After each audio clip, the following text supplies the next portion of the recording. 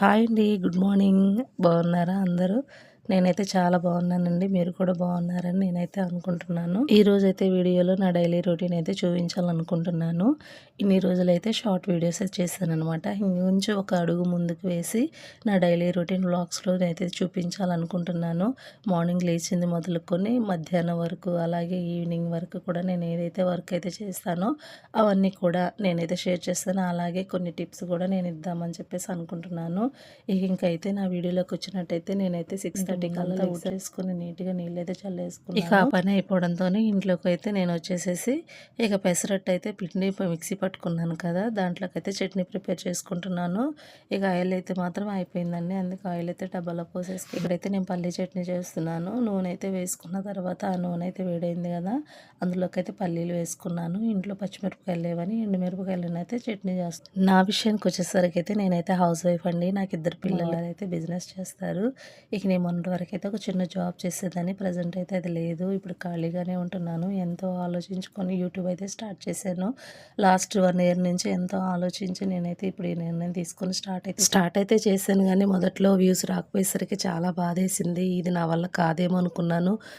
నాకు నేనే మళ్ళీ ఆలోచించుకొని సర్ది చెప్పుకున్నాను. ఒకసారి మొదలు పెట్టిన తర్వాత మళ్ళీ గివ్ అప్ ఇవ్వకూడదని చెప్పేసి ఇంప్రూవ్ చేసుకుందామని వీడియోలు అయితే పెడుతూనే వస్తున్నాను. లాంగ్ వీడియోలు పెట్టాలన్నారు కదా, అందుకే ఈ రోజు నుంచి అయితే వ్లాగ్ స్టార్ట్ చేసి వీడియోస్ చేయాలని చెప్పేసి డిసైడ్ అయిపోయాను కదా. ఇంక నేనైతే వెనకడుగేయకుండా రెగ్యులర్గా వీడియోలు అయితే పోస్ట్ చేస్తాను. డెఫినెట్గా నేనైతే ఇంకా ఇంప్రూవ్మెంట్ చేసుకుంటూ వీడియోస్ అయితే చేస్తాను. ఇక్కడైతే పల్లీలు వేగిపోయినాయి కదా, నేనైతే చట్నీ మిక్సీ వేసుకుంటున్నాను. కొద్ది ఉప్పు వేసి రెండైతే చిన్నులపాయ రెబ్బలు వేసుకొని మిక్సీ అయితే పట్టుకొని ఇక తాలింపు వేసుకున్న పోపులను అయితే చట్నీ పోసేసుకున్నాను. ఇక్కడైతే మా వారు లెగిసారండి. ఇంకా ఆయనకైతే కాఫీ కలిపిద్దామని చెప్పి కాఫీ అయితే కలుపుకున్నాను. నేను మా వారైతే కాఫీ తాగేసాము. ఈ లోపల పిల్లోడైతే రెడీ అయిపోయాడు. వాడు టిఫిన్ చేసేసాడు కదా, ఇక వాడు 8:20 కల్లా క్లాసులో అయితే అటెండ్ అయిపోవాలి.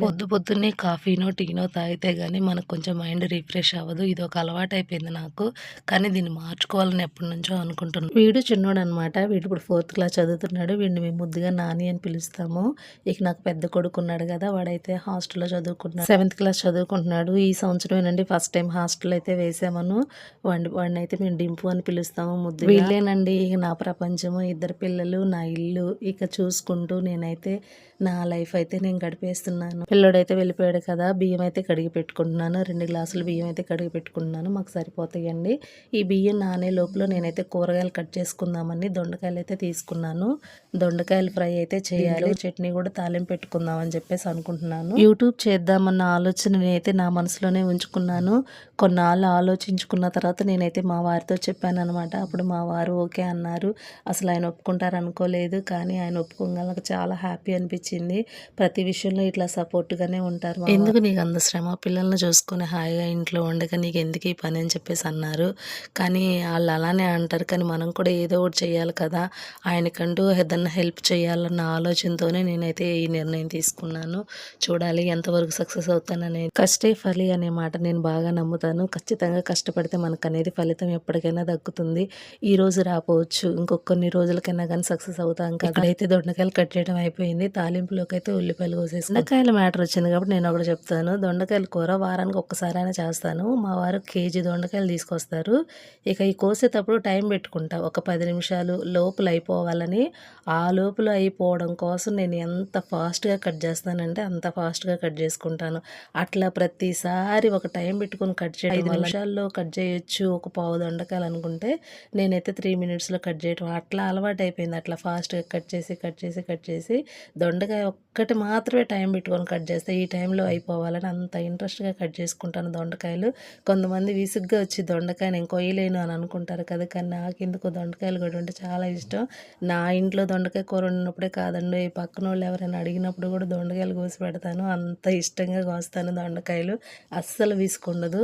కానీ తినటం మాత్రం ఇష్టం ఉండదు, కొయ్యడం మాత్రమే ఇష్టము. ఎందుకంటే బాలింతప్పుడు ఈ దొండకాయ తిని ఇప్పుడు తినాలని నాకు విసుకొచ్చేసేసింది. అందుకే దొండకాయ మాత్రం తిన్ను. ఈరోజు దొండకాయలోకి ఏదో ఒక చట్నీ అయితే చేస్తాను కదా, ఆ పచ్చడితోనే సరిపెట్టుకుంటాను. దొండకాయ కూర మాత్రం తినండి. ఎప్పుడో ఒక్కసారే దాన్ని అయితే టేస్ట్ చేస్తాను. బియ్యం అయితే నానిపోయినాయి. ఇంక నేనైతే పొయ్యి వెలిగించుకొని బియ్యం అయితే పొయ్యి మీద పెట్టేసుకున్నాను. ఒక బాండి పెట్టుకొని ఇంకా ఆయిల్ అయితే పోసుకొని నేనైతే ఉల్లిపాయలు కూడా కట్ చేసినవి ఉన్నాయి కదా, ఆయిల్ వేడయ్యాక ఉల్లిపాయలు కూడా వేసేసుకొని దొండకాయ కూర అయితే చేస్తున్నాను. యూట్యూబ్ విషయానికి వస్తే షార్ట్ వీడియోస్ ఒకరోజు వ్యూస్ వెళ్తున్నాయి, ఇంకొకసారి వ్యూస్ అయితే రావట్లేదు. అప్పుడు అనిపించింది ఇక లాంగ్ వీడియోస్ పెడితే అసలు వ్యూస్ వస్తాయా, షార్ట్స్కే రానప్పుడు లాంగ్ వీడియోస్కి వస్తాయా అని చెప్పేసి అనుకున్నాను.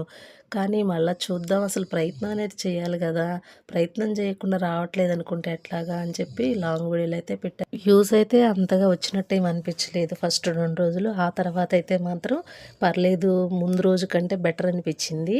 ఇక దానితో నాకైతే కొంచెం కొత్త ఉత్సాహం వచ్చి ఇంకా వీడియోస్ అయితే చేశాను ఒక 4-5. ఇంకా మన కంటెంట్లోకి వస్తున్నట్టయితే వ్లాగ్స్ చేయాలి కాబట్టి వ్లాగ్స్ అయితే స్టార్ట్ చేశాను. ఇక్కడ దొండకాయ ఫ్రై అయితే రెడీ అయిపోయిందండి. కారం అయితే వేసేసుకున్నాను. పిల్లోడు కొంచెం జలుబు చేసిందని చెప్పేసి అన్నాడని కొద్దిగా కారం ఎక్కువ వేసాను, స్పైసీగా తింటానని అడిగాడని దొండకాయ ఫ్రై అయితే చేసి పక్కన పడేసేసాను. మా వారికి టిఫిన్ వేయాలి కదా, అందుకే ఇక్కడైతే పెసరట్టు వేస్తున్నాను. ఆయనకు ఒక 2-3 దోశలు వేసిచ్చి కనుక పక్కన పెడితే ఆయన తినేసేసి రెడీ అయిపోతారు. ఇక నేనైతే లంచ్ బాక్సులు కూడా కట్టాలి. పొద్దున్నే 6 గంటలకు లేచి టిఫిన్లు వేసి లంచ్ బాక్సులు కట్టి వాళ్ళని పంపించేసరికి 9:30 అయింది. ఆ తర్వాత ఇంక నేను మిగతా పనులన్నీ చేసుకుంటాను. ఈ మధ్య ఉప్మా వేస్తే పిల్లలు అసలు తింటలేదు, అందుకని మినపట్టు పెసరట్టు వేసి వాళ్ళకైతే పెడుతున్నాను. అప్పుడైతేనే ఇంట్రెస్ట్గా తింటున్నారు, లేదంటే ఉప్మా వేస్తే నేనే తినాల్సి వస్తుంది, లేదంటే పడేయాల్సి వస్తుంది. ఎందుకు అట్లా తీసి పడేయడం, అనవసరంగా వాళ్ళకి నచ్చినవి చేసి పెడదామని చెప్పి ఇక్కడైతే నేను పెసరట్టు వేసాను. ఈరోజు మా వారైతే రెడీ అయిపోతున్నారు. ఆయన కోసమే ఈ టిఫిన్ అయితే ఆయనకైతే టిఫిన్ ఇచ్చేసేసాను, ఆయన తింటున్నారు. ఈ లోపల మనం అయితే చట్నీ తాలింపు వేసుకోవాలి కదా, టమాటా చట్నీ అయితే తాలింపు వేద్దామని ఒక పోపు అయితే వేసుకొని టమాటా చట్నీ అయితే తాలింపు వేసి, ఫ్రైలోకి ఏదైనా చట్నీ కాంబినేషన్ ఉంటేనే బాగుంటుంది, లేదంటే వట్టి తినాలంటే తినలేరు కదా. ఇక్కడ పిల్లోడికి అయితే లంచ్ బాక్స్ కడుతున్నాను.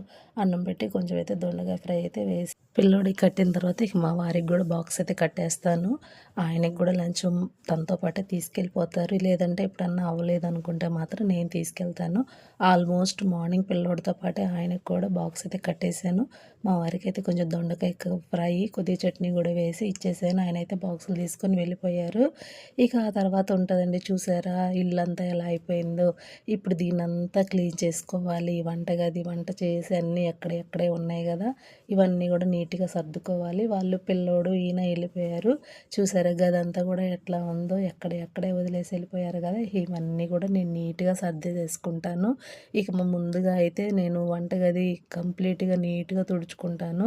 చట్నీ చేశాను కదా, మిగిలిపోయిన చట్నీ అంతా ఒక గిన్నెలోకి వేసుకున్నాను.